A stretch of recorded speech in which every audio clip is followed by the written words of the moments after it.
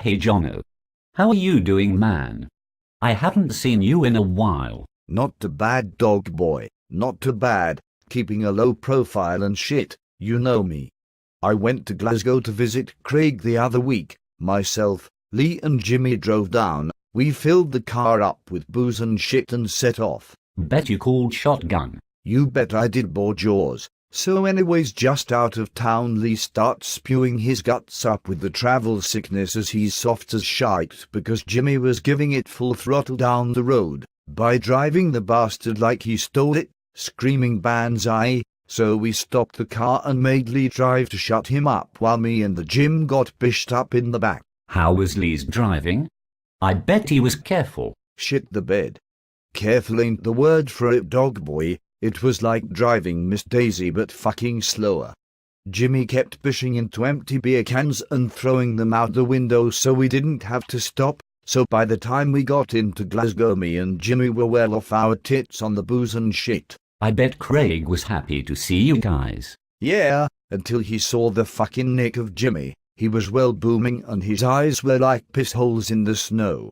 So we took a cab straight into town to try and get him and Lee into the same state as us. We jumped out the cab outside the club and as I turned around, Jimmy had stumbled head first out the taxi, slipped in dog shit and was going ass over tit across the path. The doorman just looked at Craig, who vouched for him that he would behave. And did he? Did he fuck? He was like a human pinball all night, frothing at the mouth and shouting at strangers like a total syndrome. The Ouija's did not know how to take on this wild man from the woods, so steered well clear of him. But by the time we left, we were all pretty booming and starting to chew our faces. So we bailed back to the flat where Lee chucked another potent whitey. He's bad for his whiteys, is our Lee. Faux show, that was his second in less than 7 hours.